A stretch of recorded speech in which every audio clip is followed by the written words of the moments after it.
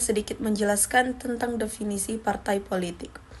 Partai politik adalah organisasi yang dibentuk oleh sekelompok warga negara yang memiliki kesamaan visi dan misi untuk memperjuangkan kepentingan mereka dalam arena politik. Baik di tingkat lokal maupun di tingkat nasional, partai politik berperan penting dalam sistem demokrasi, termasuk dalam proses seleksi kepemimpinan dan penyampaian aspirasi masyarakat. Berikut ada beberapa poin penting mengenai definisi partai politik. Yang pertama yaitu ada organisasi, kesamaan visi dan misi, tujuan memperjuangkan kepentingan, peran dalam organisasi, serta fungsi pendidikan politik. Saya akan menjelaskan apa saja fungsi partai politik. Yang pertama, partai politik menghubungkan rakyat dengan pemerintah. Partai politik menjadi penghubung antara rakyat dan pemerintah dengan melalui kepentingan rakyat dan memperjuangkan hak-hak mereka. Yang kedua, membentuk kebijakan partai politik. Partai politik berperan dalam membentuk kebijakan politik yang sesuai dengan visi dan misi mereka. Yang ketiga, mengevaluasi kekuasaan politik. Partai politik menjadi pengawas kekuasaan politik. Yang keempat, mengedukasi rakyat. Partai politik dapat berperan dalam merekrut dan mengembangkan kader-kader politik yang berkualitas. Yang kelima, merekrut dan mengembangkan kader. Merekrut dan mengembangkan kader adalah proses yang penting dalam organisasi atau partai politik untuk membangun dan memperkuat tim yang berkualitas.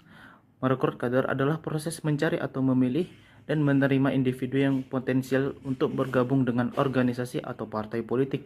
Tujuan dari rekrutmen kader adalah menentukan individu yang memiliki kemampuan, pengetahuan, dan komitmen yang sesuai dengan visi dan misi organisasi. Dalam proses rekrutmen kader organisasi atau partai politik biasanya melakukan beberapa tahapan seperti mencari individu yang potensial melalui berbagai cara seperti iklan, media sosial, atau rekomendasi dari anggota yang sudah ada. Kemudian melakukan seleksi terhadap individu yang telah melamar untuk menentukan apakah mereka memenuhi kriteria yang diinginkan.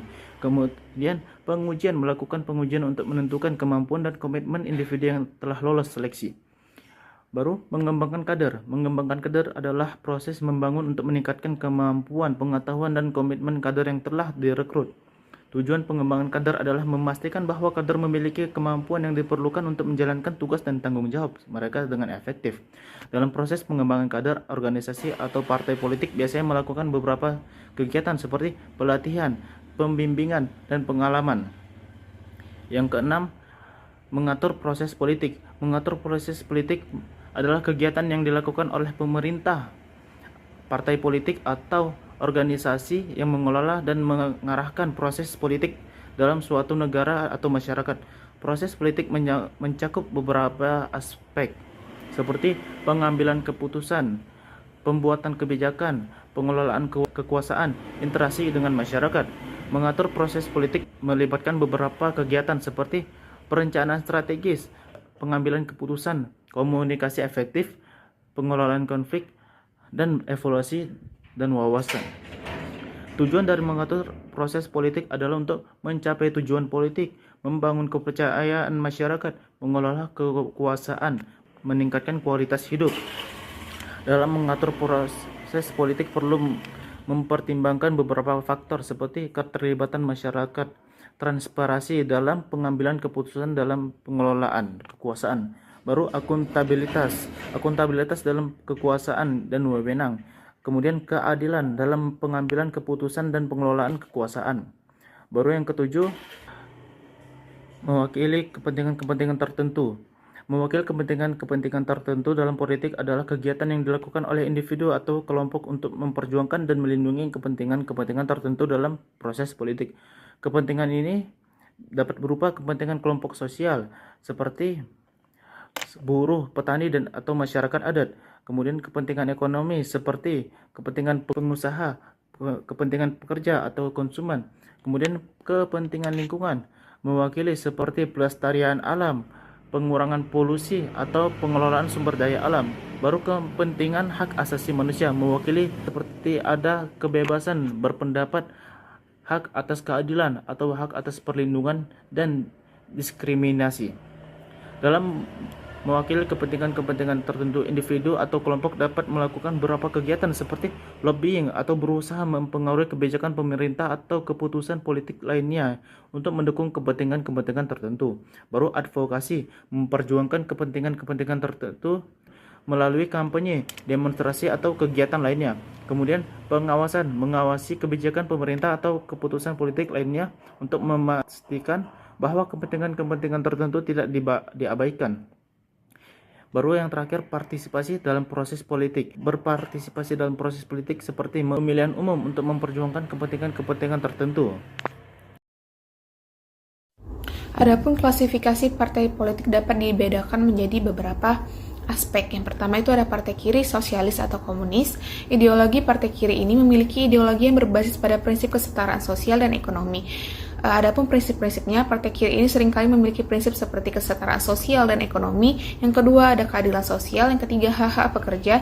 Yang terakhir ada nasionalisasi industri strategis.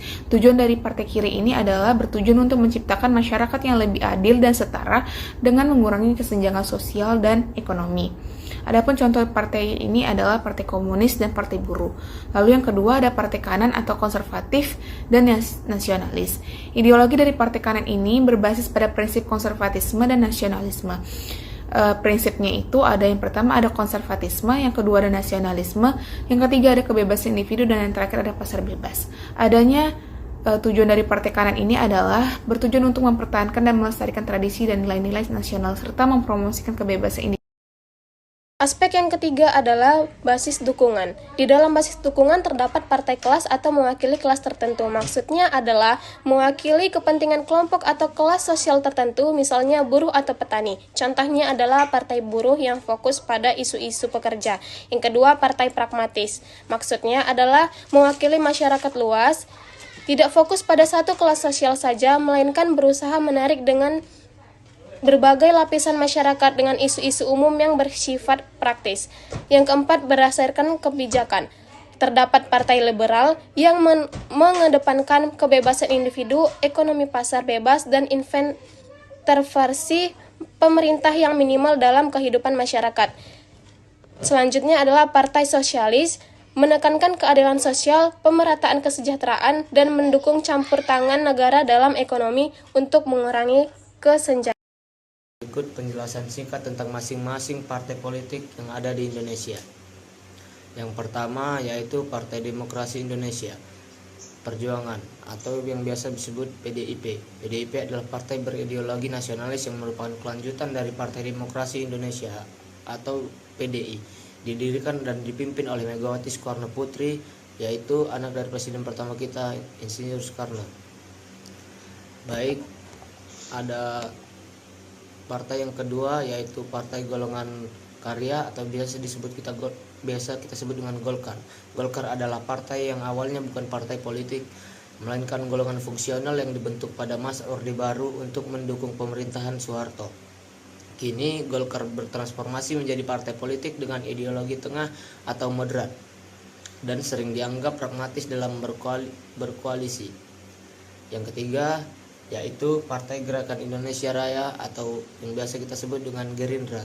Dia didirikan oleh Prabowo Subianto pada tahun 2008. Ideologi partai ini cenderung nasionalis dan populis dengan fokus pada kemandirian bangsa dan kesejahteraan rakyat. Partai yang keempat yaitu Partai Demokrat, didirikan oleh Susilo Bambang Yudhoyono atau SBY pada tahun 2001. Partai ini dikenal dengan pendekatan nasionalis tengah dan berhasil memenangkan pemilu 2004 dan tahun 2009. Demokrat dikenal dengan platform pembangunan ekonomi dan stabilitas politik. 5. Partai Keadilan Sejahtera atau PKS adalah salah satu partai politik di Indonesia yang didirikan pada tahun 1998. Partai ini awalnya bernama Partai Keadilan, kemudian berganti nama menjadi PKS pada tahun 2003. PKS dikenal sebagai partai yang berlandaskan pada nilai-nilai Islam, mengusung visi dan mewujudkan masyarakat yang adil dan sejahtera. PKS aktif dalam berbagai bidang termasuk politik, sosial dan ekonomi, serta memiliki basis dukungan yang kuat di kalangan pemilih Muslim. Partai ini juga terlibat dalam berbagai program sosial dan kegiatan kemanusiaan. dalam pemilihan umum, PKS seringkali berkoalisasi dengan partai-partai lain untuk membentuk analisis politik. Kepemimpinan PKS telah mengalami beberapa perubahan seiring berjalannya waktu. Partai ini terus berupaya untuk memperluas jangkauan dan pengaruh di kancah politik Indonesia. 6. Partai Amanat Nasional atau PAN adalah sebuah partai politik di Indonesia yang didirikan pada 23 Agustus 1998. PAN merupakan salah satu partai yang lahir setelah reformasi di Indonesia dan memiliki ideologi yang berlandaskan pada nilai-nilai Islam. Meskipun partai ini terbuka untuk semua kalangan tanpa memandang latar belakang agama. PAN didirikan oleh sejumlah tokoh reformasi termasuk Anis Rais yang juga menjadi ketua umum partai ini. Sejak didirikannya PAN telah berpartisipasi dalam berbagai pemilihan umum di Indonesia dan memiliki kursi di Dewan Perwakilan Rakyat atau DPR. Partai ini dikenal dengan pendekatan moderat dan berusaha menjabani kepentingan berbagai kelompok masyarakat. PAN juga terlibat dalam berbagai isu sosial, ekonomi, dan politik Indonesia. Saya akan menjelaskan tentang Partai PKB dan Partai Nasdem. PKB adalah Partai Kebangkitan Bangsa. Partai Kebangkitan Bangsa adalah sebuah partai politik di Indonesia yang didirikan pada tahun 1998 dengan akar kuat dalam organisasi Islam Nahdlatul Ulama. PKB dikenal sebagai partai yang moderat, mengusung nilai-nilai kebangsaan, demokrasi, dan keterbukaan. PKB juga berkomitmen untuk memperjuangkan keadilan sosial, pemberdayaan masyarakat, dan toleransi agama. Adapun Partai Nasdem adalah sebuah partai politik di Indonesia yang didirikan berdasarkan akta notaris pada tanggal 1 Februari 2011 di Jakarta. Partai Nasdem dideklarasikan pada tanggal 26 Juli 2011, lalu didaftarkan pada Kementerian Hukum dan Hak Asasi Manusia pada tanggal 27 Juli 2011.